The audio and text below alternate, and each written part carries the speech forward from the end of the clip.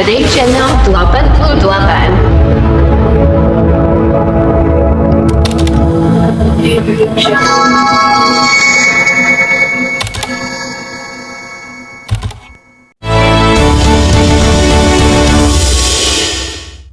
Penilaian saya terhadap Gibran. Gibran itu apa yang disampaikan dia itu tajam. Apa yang disampaikan oleh Gibran itu terengginas, menohok. Tetapi ingat satu hal, ada yang dilupakan. Dalam setiap pertanyaan-pertanyaan tajamnya seorang Gibran, Gibran masih menyisakan adat-adat ketimuran anak-anak muda Indonesia. Ini yang nggak boleh dilunturkan, nggak boleh dikesampingkan. Tetap masih ada kata permohonan maaf. Sama halnya, mohon maaf ya Mas Rocky. Contoh misalnya, pada saat Mas Rocky dalam konteks debat-debat diskusi, saya sampai hari ini orang yang menghormati beliau dalam konteks diskusi. Beliau sering menggunakan kata-kata yang ekstrim, tapi bagi kita itu adalah bagian dari sebuah proses demokrasi kita. Nah yang jadi problemnya adalah yang menyampaikan adalah Rocky Gerung, yang mungkin notabene selain memang beliau dianggap pinter, yang kedua mungkin secara umur dianggap lebih. Andaikan yang ngomong kayak Mas Rocky Gerung ini, orang anak muda yang umur 25 tahun, saya yakin juga. Ya, boleh Mas, silakan Mas. Kalau Anda bilang tidak sopan, kita mau tanya, bahasa tubuh itu terlihat tidak sopan. Saya berdebat dengan ketidaksopanan etikal gitu. Lain itu. Saya nggak mengeledek orang dengan bahasa tubuh yang sekedar slapstick itu. Saya menghina pikiran orang, bukan menghina tubuh lawan debat saya. Saya nggak pernah menghina tubuh lawan. Saya yang melecehkan adalah reasoning dia itu. Saya tunjukkan di mana kesalahan etikal dari cara dia berpikir itu. Jadi itu apple to apple, tetapi antara apple sehat dan apple busuk. Oke, makasih. Artinya begini, poinnya yang saya mau bilang di balik itu semua, mau apapun yang dilakukan oleh Gibran, definisi mesti jelas dulu tuh. Kita kritik atau Anda tadi kritik dan Anda bela sifat etiket, bukan sifat etisnya lain. Soal Mahkamah Konstitusi itu ada masalah etis. Karena ada relasi kekuasaan di situ. Perilaku Gibran itu bukan soal etis, soal etiket. Itu bedanya tuh. Bisa bedain dulu nggak? Ngerti, nggak ada masalah Mas. Saya tanya dulu, you bisa bedain nggak antara etiket dan etika itu? Saya tunggu, tidak. saya tanya dulu, you bisa bedain nggak? Saya pikir kalau you nggak bisa bedain, nggak ada gunanya saya bicara ya, itu. Atau Anda bicara nggak ada gunanya. Nggak ada masalah. Bagi saya hari ini saya tidak berkepentingan pada konteks merespon atau menjawab pertanyaan-pertanyaan akademik ataupun tekstual yang disampaikan oleh ini soal kita pakai istilah bahasa Indonesia, etika atau etiket. Yes, it's okay. Kode etik Golkar itu beda dengan etika Golkar. Bagi saya hari ini, saya ingin menyampaikan dan memberikan penyampaian kepada publik bahwa baik ataupun buruk yang dilakukan oleh seorang Gibran. Baik buruk itu etika apa etiket? Baik atau buruk yang disampaikan oleh seorang Gibran, bagi saya bahwa sejatinya di balik itu semua sebetulnya ada situasi yang memang masih belum bisa menerima para senior-senior, tidak semuanya. Saya tidak mengatakan semuanya, sebagian besar ataupun sebagian kecil yang memang belum bisa menerima kepemimpinan muda. Saya ulangi pelan-pelan pertanyaan saya. Yang tidak diterima. Boleh saya jawab ya? Pelan aja, pelan-pelan sekali. Sabar dong. Tenang aja dulu. Kasih saya dulu. Oke, saya sabar. Ya kan, tenang. Oke. Tenang. Nggak usah panik, tenang aja dulu. Jadi artinya apa? Yang terjadi pada seorang Gibran, itu sebetulnya sejatinya disadari ataupun tidak disadari, itu terjadi pada hampir sebagian anak-anak muda di Indonesia. Bahwasanya ada yang bisa mempertanyakan itu etis, etiket, whatever apapun itu, bagi saya bukan whatever, itu ini mesti ada kejelasan istilah. Sebuah narasi, sebuah argumentasi yang digunakan bahwa kepada seorang anak muda, bahkan seluruh anak-anak muda di Indonesia yang memang mereka-mereka yang relatif sudah senior ataupun di atas kita, ini belum bisa menerima kepemimpinan muda. Argumentasi-argumentasi itu akan diciptakan. Jadi mau Gibran buat 1000 prestasi atau 100 kegagalan, bagi saya pasti narasi negatif itu akan tetap ada bagi seorang Gibran. Tetapi kembali lagi, bagi saya inilah tantangan kita yang ada di tim Gibran. Bagi saya hari ini, saya punya challenging tantangan untuk meyakinkan kepada anak-anak muda di Indonesia ini bahwa ada satu sosok figur kita terlepas dengan segala kontroversinya yang tadi disebut anak muda lahir dari gorong-gorong lah. Yang tadi disebut anak haram lah. Iya, iya, jangan, makanya jangan, kalau nggak mau diperdebatkan,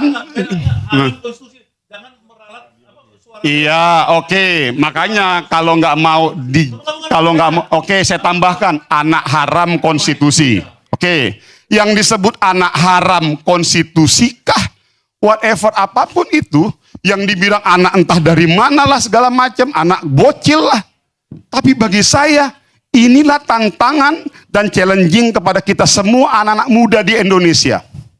Dan sekarang momentumnya kita lawan. Sekarang momentumnya kita lawan, masih ada waktu 3 minggu. Itu adik-adik saya. anak muda nggak? Nah, ini Pangeran anak muda kan? jadi cocok ini Kamu buat anak dijawab. muda. Adik saya. Cocok buat Iya, dijawab. Kamu ngomong lu anak Iya. muda. Makanya Diwakilin nggak tadi coba Bang? Oh, panik. Makanya Nah. jangan panik dong. Nah, bentar. Tadi Bang, kan ngomong kita diam. Nah. Jangan kita ngomong dibantah. lah, masalahnya Bang Maman kan Coba. bawa anak muda nih Iya, ya. iya, Nah, iya. anak Loh, mudanya nah, kan anak respon. muda nih, anak Nanti, muda. nanti Iya. ada gilirannya anak muda.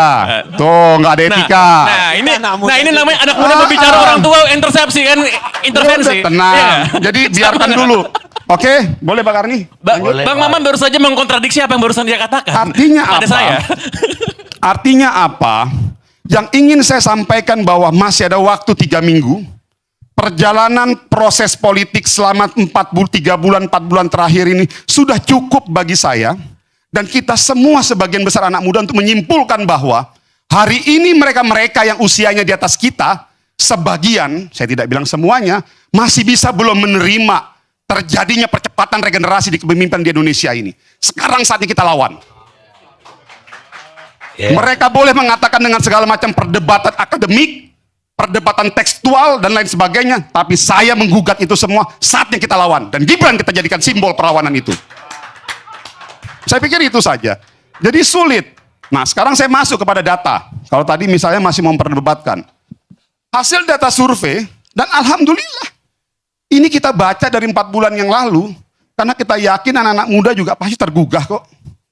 Hasil data, alhamdulillah kita bersyukur, survei, yang tadi Mas Saganda punya data hasil survei, kami juga punya data hasil survei. Alhamdulillah beberapa lembaga-lembaga yang kredibel cukup memberikan sebuah report bahwa mayoritas generasi-generasi muda dari segi persentase masih lebih besar ada di Pak Prabowo Gibran. Ada di 03, ada di 01. Oke bro ya, mungkin bro salah satu anak muda yang ada di 03. Begitu juga di 01, tapi alhamdulillah persentasenya masih lebih besar di Pak Prabowo dan Mas Gibran. Artinya apa? Bagi saya sekarang, melalui forum ILC yang terhormat ini, makasih banyak Pak Karni, saatnya sekarang kita lawan. Sebuah bentuk-bentuk yang meng-underestimatekan anak muda, sebuah bentuk-bentuk apapun upaya yang kita lakukan, selalu di-underestimatekan. Karena menurut kita, ukuran kita kepada yang lebih tua, itu tidak lebih tidak kurang kepada kesopanan.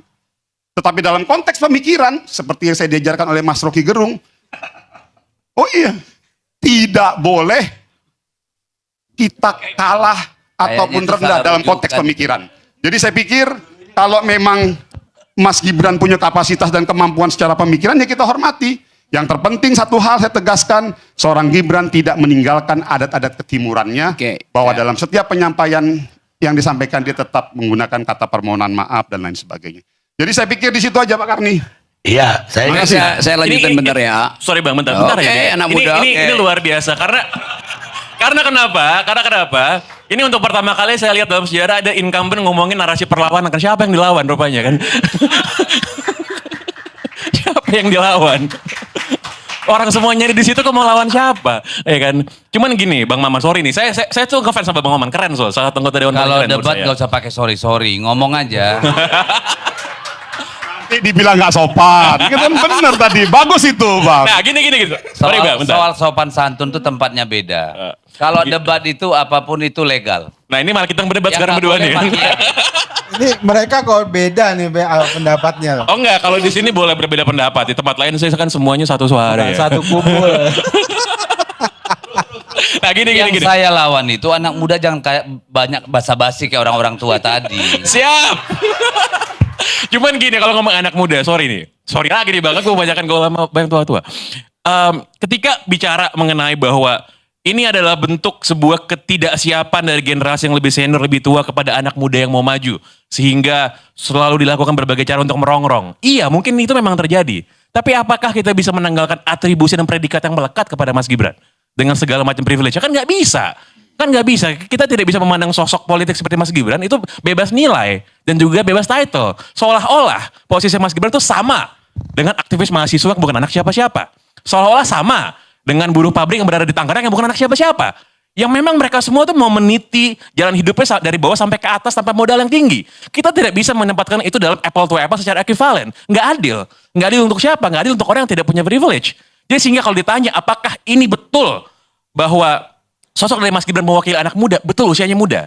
Tapi usia saya sama Mas Gibran tuh cuma terpaut 1 tahun saya di bawah. Dan di generasi saya, itu nggak ada yang ngomong generasi zaman now, butuh solusi zaman now, itu nggak ada. Nggak ada, itu nggak ada yang ngomong kayak gitu.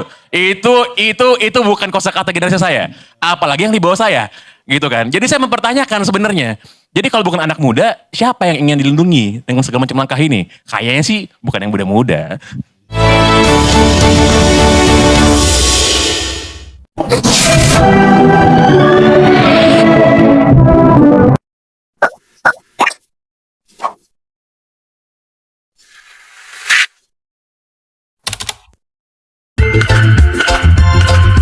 Jangan lupa subscribe Edai Channel 88. Tinggal klik aja. Tonton juga video lainnya.